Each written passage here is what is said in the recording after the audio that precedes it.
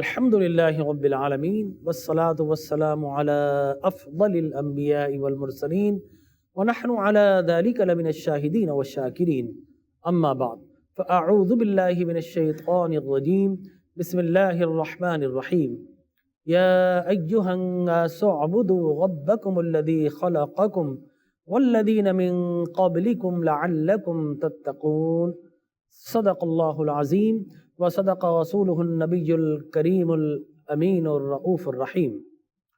محترم مکرم معظم و محتشم ناظرین کرام، السلام علیکم ورحمۃ اللہ وبرکاتہ۔ ناظرین کرام، اللہ تبارک و تعالی جل وعلا نے ہمیں جو نظام عبادت عطا کیا ہے وہ اتنا مکمل ہے، اتنا بھرپور ہے کہ آپ اطراف و اکناف کے جتنی بھی نظام عبادت پر غور و فکر کریں تو اسلام کا جو گلدستہ ہے، اس کی جو خوشبو ہے، اس کی جو خوش نمائی ہے، وہ آپ کو ادھر ادھر کہیں نظر آئے گی۔ میں دلائل سے یہ بات ثابت کر سکتا ہوں، اس لیے کہ میں نے اکثر عبادت گاہوں میں گیا ہوں، وہاں پر یا تو ونس اے ویک عبادت ہوتی ہے یا پھر کبھی کبھار ایک وقت دن میں ہو جاتی ہے، لیکن اللہ تبارک و تعالی دن میں 5 مرتبہ اپنے ماننے والوں کو اپنی خالی جھولیاں بھرنے کے لیے پکارتا ہے، اور وہ کیا کہتا ہے؟ حی علی الفلاح، آؤ کامیابی کی طرف، آؤ کامیابی کی طرف، آؤ کامیابی کی طرف۔ ہر انسان کامیابی چاہتا ہے، لیکن ہم کامیابی کے لیے پوری دنیا میں گھوم کر آ جاتے ہیں، لیکن وہ جو رب بلا رہا آؤ کامیابی میرے پاس ہے، تو ہم اس طرف نہیں جا پاتے۔ یہ بڑی عجیب و غریب بات ہے، لیکن اسلام کو نظام عبادت ہے وہ اتنا کامل و مکمل ہے کہ دنیا کے کسی مذہب کے اندر نظر نہیں آتا۔ کوئی ڈسکریمنیشن کا شائبہ بھی اسلام کے نظام عبادت میں نہیں آتا۔ چنانچہ اللہ کے انبیاء کرام رسول اعظام علیہ الصلوۃ والتسلیم بنیادی طور پر 2 چیزوں کے لیے مبعوث کیے جاتے ہیں۔ پہلی چیز کیا ہے کہ مخلوق کو خالق سے ملانا، مخلوق کو خالق سے ملانا نمبر 1۔ نمبر 2 یہ کہ مخلوق کو مخلوق سے ملانا۔ جب مخلوق کو خالق سے ملایا تو حقوق اللہ بن گئے، اور جب مخلوق کو مخلوق سے ملایا تو حقوق العباد بن گئے۔ لہذا ہماری پہلی جو عبادت ہے وہ ہے نماز۔ نماز گھر میں بھی ہو سکتی ہے، لیکن مسجد میں 27 درجے افضل قرار دیا۔ کیوں؟ اس لیے کہ گھر میں اگر تم نے نماز پڑھی تو مخلوق فقط خالق سے ملے گی، مخلوق مخلوق سے نہیں ملے گی۔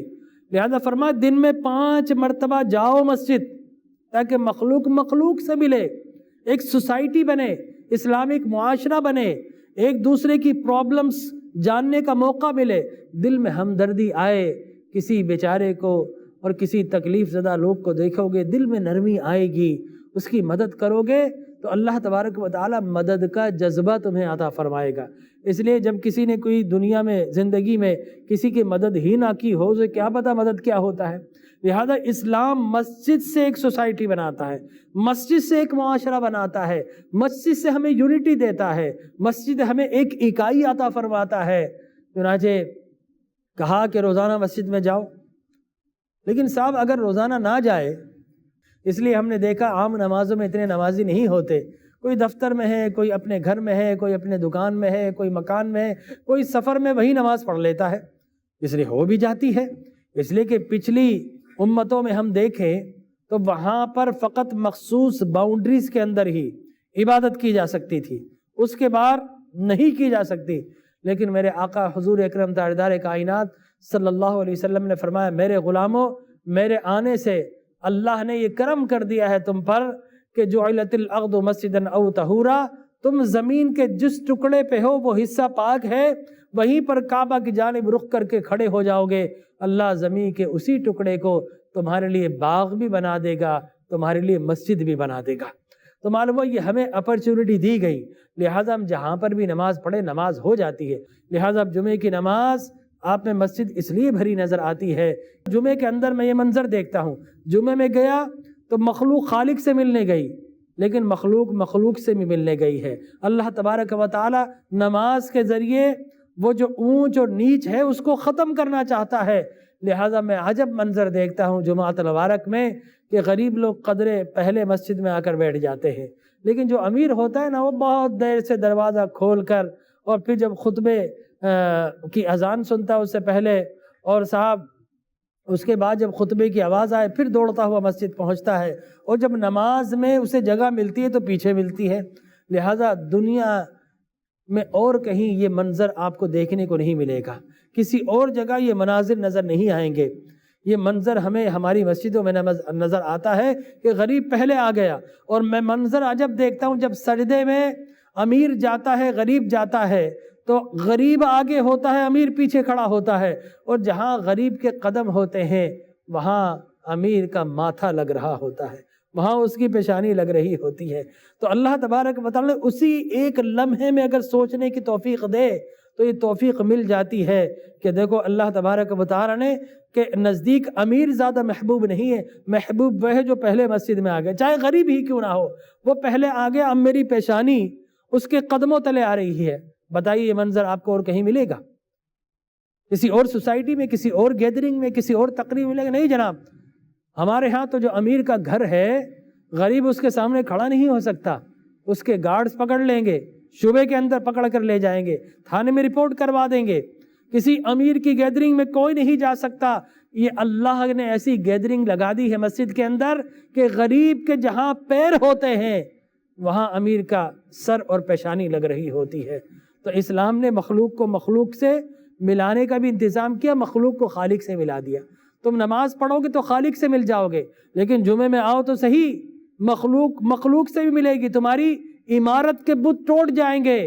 تمہیں بڑا فونفا ہے، اپنی ایگو ہے، ایگو کے انانیت کے بت اللہ تبارک و تعالیٰ سجدوں میں توڑ دیتا ہے۔ لیکن یہ عجب بات ہے کہ ہم نے اسلام کے نظام عبادت کو فقط رکوع و سجود کی حد تک دیکھا، اس سے آگے نہیں گئے۔ ناظرین کرام، جب آپ نماز پڑھتے ہیں، نماز میں بھی تعلیم ہے۔ آپ نے دیکھا ہو کہ نماز جب پڑھتے ہیں ہاتھ یہاں پر باندھتے ہیں کھڑے ہو کر، تو آپ کہاں دیکھ رہے ہوتے ہیں؟ آپ سجدے والی جگہ کو دیکھ رہے ہوتے ہیں۔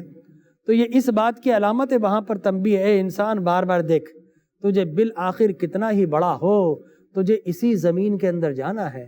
انتقال، تم موت آئے گی، موت سے تجھے کوئی نہیں بچا سکتا۔ مرنے کے بعد کیا ہوگا؟ تجھے اسی زمین پر جانا ہے۔ لہٰذا خبردار اپنی ایگو کے انا کے بت توڑ دے۔ لہٰذا کھڑے ہوئے وہاں پر دیکھا، یہ فلسفہ مل گیا۔ پھر ہم رکوع میں جاتے ہیں، رکوع میں جا کر اپنے پیروں پر انگوٹھوں کی طرف دیکھتے ہیں، اور یہ اس بات کی علامت ہے انسان تو کتنا ہی ہو موت آئے گی، اور موت کا آغاز کہاں سے ہوتا ہے؟ پیر کے انگوٹھوں کے ساتھ۔ یہ پیریفریز، یہ انگلیوں کے ٹپس کے ساتھ سن ہونا شروع ہو جاتی ہیں، یہ پیر سن ہونا شروع ہے، روح یہاں سے نکلنا شروع ہوتی ہے۔ تو پھر بتایا جاتا ہے انسان تجھے مرنا ہے، تیری روح یہاں سے نکلے گی۔ پھر انسان سجدے میں جاتا ہے، تو سجدے میں جا کر کہاں دیکھتا ہے؟ اپنی ناک اور پیشانی کو۔ یہ جو ناک ہے نا، ناک بڑی ناک والا، ایگو والا، انا والا، کہا جب تو نے اپنی ناک رب کی بارگاہ میں جھکا دیے تو اب ایگوئسٹک مت بننا، اب انا والا نہ بننا، غرور و تکبر کے بت توڑ دیے ہیں۔ جب ناک کو جھکا دیا، جب اٹھے تو تیری یہ ناک نہیں ہونی چاہیے۔ ناک میں عرفن کہہ رہا ہوں، ناک والا، غصے والا، نفرت والا، عمارت والا، یہ بہت بڑا کبیر ہے۔ تو اللہ نے سجدوں میں بلا کر ہمیں ناک پر دکھائے ناک۔ اور بڑی عجیب بات ہے، مرنے کے بعد قبر میں جائیں نا، مشاہدہ کریں، یا کسی مورچری میں جائیں، سب سے پہلے جسم کا جو حصہ غائب ہوتا ہے وہ یہ ناک غائب ہوتی ہے۔ جا کر مشاہدہ کر لیجئے، یہ کارٹیلیج غائب ہوتی ہے۔ اس کے بعد جسم کے دوسرے حصے گلنا سڑنا شروع ہو جاتے ہیں۔ پھر ہم آخر میں تشہد میں بیٹھے تو گود میں دیکھتے ہیں، وہ یہ بتانا ہے کہ انسان یہ گود خالی، ہاں خالی ہے، تو اس دنیا سے خالی ہاتھ جائے گا۔